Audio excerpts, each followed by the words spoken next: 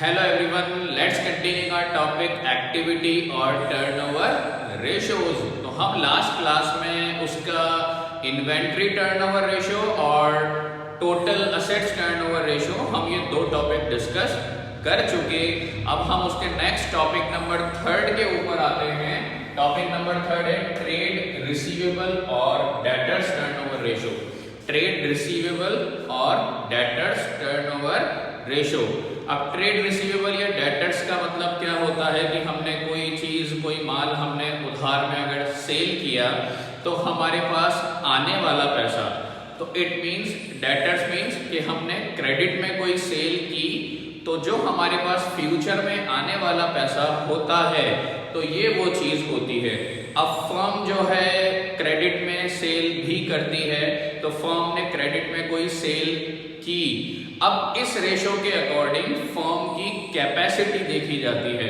Firm की capacity देखी जाती है किस चीज में, कि फर्म कितनी कैपेबल है अपनी क्रेडिट को रिकवर करने में। तो फर्म की कैपेसिटी देखी जाती है कि फर्म कितनी कैपेबल है अपनी क्रेडिट को रिकवर करने में। अगर फर्म कैपेबल नहीं हो पाती अपनी क्रेडिट को रिकवर करने में तो फर्म के जो फंड्स होते हैं उनको ब्लॉक कर दिया जाता है। फर्म के फंड्स को ब्लॉक कर दिया जाता है। इसलिए फर्म की जो रिकवरी कैपेसिटी होती है वो अच्छी होनी चाहिए। और ये रेशो जब हम कैलकुलेट करते हैं तो जितना हायर ये रेशो आता है, फर्म की जो कैपेसिटी होती है क्रेडिट रिकवरी की वो उतनी ही बेटर होती है जितना ये रेशो हायर होता है। अब इसका फॉर्मूला हम देखते हैं। इसका formula net credit revenue from operations. अब यहां पर फॉर्मूला लिखा है हमने net sales credit sales, net credit sales, क्योंकि यहां पर डेटर्स टर्नओवर रेशियो है तो सेल्स जो होगी वो सिर्फ क्रेडिट वाली होगी। आपको ये ध्यान रखना है।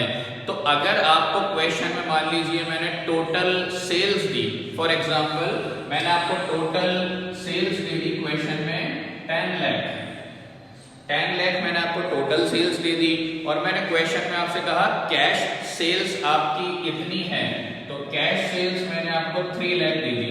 तो total sales 10 lakh, cash sales 3 lakh. According to formula हमें कौन सी सेल्स चाहिए? Credit sales. तो मेरी क्रेडिट सेल्स कितनी होगी? 7 लाख। तो हमें यहाँ पर सिर्फ क्रेडिट सेल्स लेनी है, तो इसके अकॉर्डिंग जो मेरी क्रेडिट सेल होगी वो कितनी होगी? 7 लाख। तो आपको इस बात का ध्यान रखना है कि न्यूमरेटर में हमें नेट क्रेडिट सेल्स लेनी है। अगर हमें क्वेश्चन में revenue from operation return means sales return या उसको रेवेन्यू फ्रॉम ऑपरेशन रिटर्न या फिर रिटर्न इनवर्ड, अगर सेल्स रिटर्न है तो सेल्स रिटर्न कॉमनली डिडक्ट कर दी जाती है क्योंकि जो माल वापस लौटा दिया गया तो वो हम लेस कर देंगे। तो इसलिए यहाँ पर हम क्या वर्ड यूज करते हैं? नेट। तो अगर आपको सेल्स रिटर्न गिवन है तो सेल्स रिटर्न लेस होगी और आपको क्या ध्यान रखना है? सेल्स सिर्फ कौन सी होनी चाहिए? क्रेडिट वाली। ये हमारा न्यूमरेटर हुआ। डिनोमिनेटर पर हम आते हैं एवरेज ट्रेड रिसीवेबल। हमें ट्रेड रिसीवेबल का एवरेज निकालना है।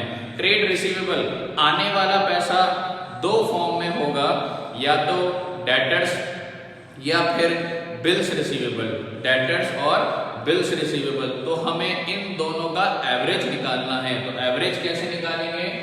ओपनिंग क्या क्या? डेटर्स और बिल्स रिसीवेबल। ऐसे ही क्लोजिंग क्या? डेटर्स और बिल्स रिसीवेबल।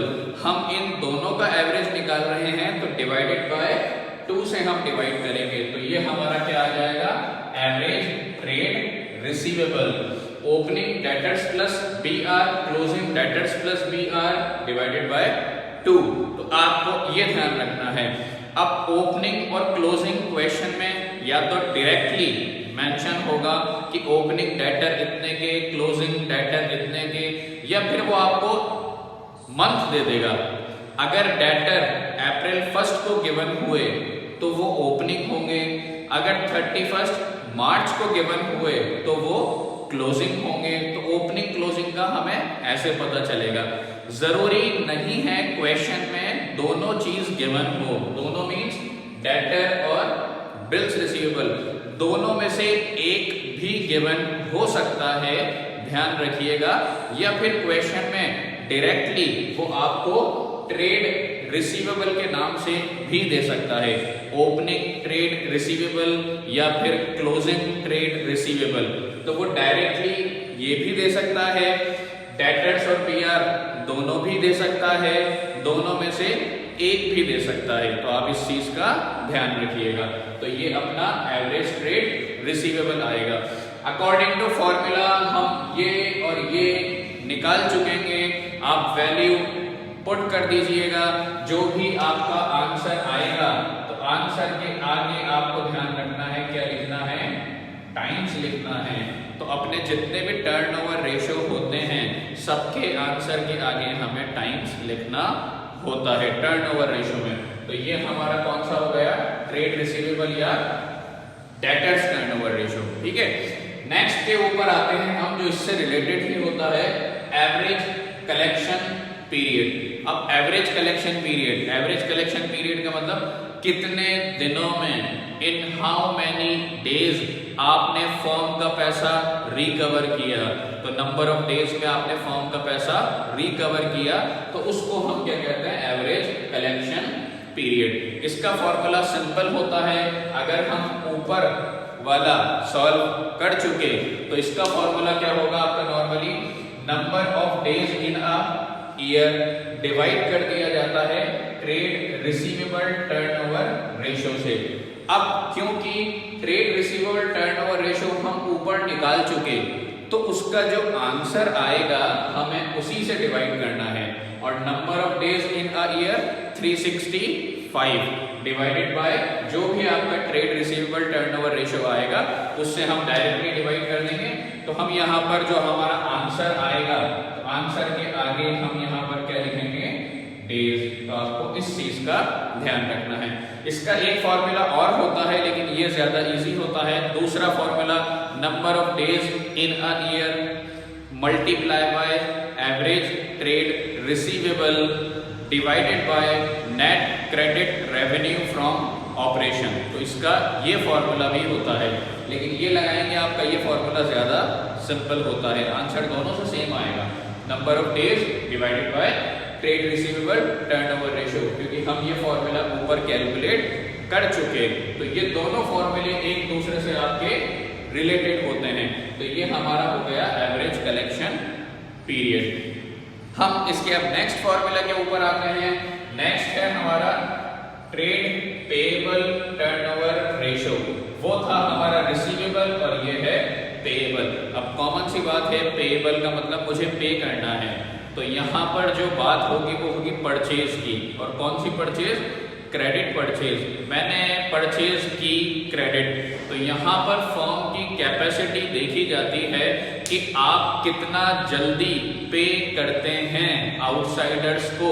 जो आपने क्रेडिट में माल परचेज किया है तो आप क्रेडिटर्स को कितना जल्दी पेमेंट करते हैं। तो यहाँ पर फर्म की कैपेसिटी देखी जाती है कि आपने परचेज किया, अब आपकी पेइंग कैपेसिटी क्या है। तो इसमें भी ये होता है, जितना ज्यादा ये रेशो होता है, जितना हायर ये रेशो होता है, तो फर्म की जो पेइंग कैपेसिटी होती है वो उतनी ही अच्छी होती है। तो इसलिए कौन सा रेशो फाइंड आउट किया जाता है, trade payable turnover ratio. Payable में देखिएगा, हमने क्रेडिट में परचेज किया तो मेरा फॉर्मूला नेट क्रेडिट परचेज। अब बिल्कुल सिमिलर है, हमें क्वेश्चन में गिवन है टोटल परचेज। जैसे मुझे क्वेश्चन में वापस गिवन है टोटल परचेज, मुझे दे दी 7 लाख, और एक क्वेश्चन में मुझे दे दी कैश परचेज, वो मुझे दे दी 2 लाख। अब मेरे क्वेश्चन में मुझे क्या चाहिए, सिर्फ क्रेडिट वाली। तो 7 लाख मेरी टोटल परचेज है और कैश वाली परचेज है मेरी 2 लाख। तो क्रेडिट वाली परचेज कितनी आएगी मेरी, टोटल में से कैश को डिडक्ट कर दिया जाएगा, तो मेरी क्रेडिट परचेज कितनी आ जाएगी, 5 लाख। तो आप इसमें इस तरीके से फाइंड आउट करिएगा। और यहाँ पर जो वर्ड है नेट नेट मीन्स अगर क्वेश्चन में परचेजेस रिटर्न या रिटर्न आउटवर्ड दोनों एक ही हैं, अगर आपको गिवन है तो आप परचेजेस में से उसको डिडक्ट कर दीजिए, क्योंकि जो रिटर्न होती है वो हम वापस लौटा चुके तो हम उसका पेमेंट नहीं करेंगे, तो उसको डिडक्ट कर दिया जाता है। तो नेट क्रेडिट आपको परचेज सिर्फ कौन सी लेनी है, क्रेडिट, और अगर परचेज रिटर्न है तो आप उसको डिडक्ट कर दीजिएगा, तो आपकी क्या आ जाएगी, नेट क्रेडिट परचेज। डिवाइड किससे किया, एवरेज ट्रेड पेएबल। अब यहाँ पर भी एवरेज निकालेंगे, किसका, ट्रेड पेएबल का।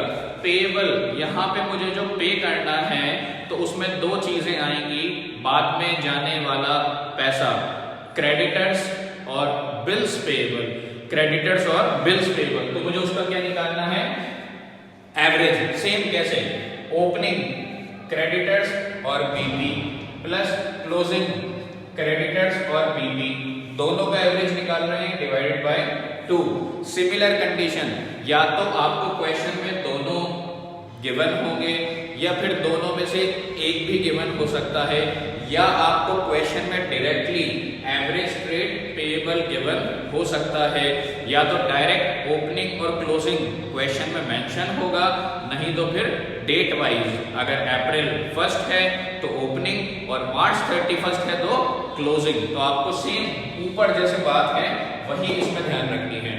ये मेरा न्यूमरेटर आ गया, ये मेरा डिनोमिनेटर आ गया, दोनों को सॉल्व करने के बाद according to formula value put कर देंगे, और वैसे ही जो आंसर आएगा मेरा, तो आंसर के आगे क्या लिखूंगा मैं, टाइम्स। तो इस चीज का वैसे ही ध्यान रखिएगा, क्योंकि मैंने आपसे कहा जितने भी टर्नओवर रेशो हैं सबके आंसर के आगे टाइम्स लगेगा। अब इसमें जो हमारा लास्ट फॉर्मूला है जो इससे रिलेटेड है वो है एवरेज पेमेंट पीरियड। यहाँ पे मैंने माल खरीदा है उधार में तो मैं पे करूंगा, तो यहाँ पर हमारी पेइंग कैपेसिटी देखी जाती है कि हमने जो क्रेडिट में परचेज की तो आप कितने दिन में पेमेंट कर सकते हो, आप कितने दिन में जल्दी से जल्दी पेमेंट कर सकते हो। फॉर्मूला सेम वैसा ही, number of days in a year divided by trade payable turnover ratio. अब number of days in a year 365 divided by trade payable turnover ratio. Trade payable turnover ratio means कि हम जो ऊपर हमारा निकाल चुके तो जो भी हमारा आंसर आएगा हम उससे डिवाइड कर देंगे, मतलब 365 डिवाइडेड बाय जो भी मेरा ट्रेड पेएबल टर्नओवर रेशो का आंसर आया था वो। जैसे ये फॉर्मूला है सिंपल, ऐसे ही इसको निकालने का एक और फॉर्मूला होता है, number of days in a year multiply by average trade payable divided by net credit purchase. तो किसी से भी निकालें, ज्यादा सिंपल, इससे जल्दी से आ जाएगा। आपके दोनों फॉर्मूले होते हैं, दोनों से आंसर आपका सेम आता है, आप किसी से भी निकाल सकते हैं। तो ये फॉर्मूला मेरा, नंबर ऑफ डेज सबको पता है, ट्रेड पेएबल हम यहाँ निकाल चुके, तो जो भी मेरा आंसर आएगा तो आंसर के आगे हमें क्या लिखना है, डेज लिखना है। तो ये हमारे जो रिमेनिंग फॉर्मूला थे टर्नओवर रेशियोज के वो ये हैं। अब फॉर्मूला मैंने आपको एक्सप्लेन कर दिया, सारी वैल्यूज आपने देख ली, क्या वैल्यूज किस तरीके से आती हैं।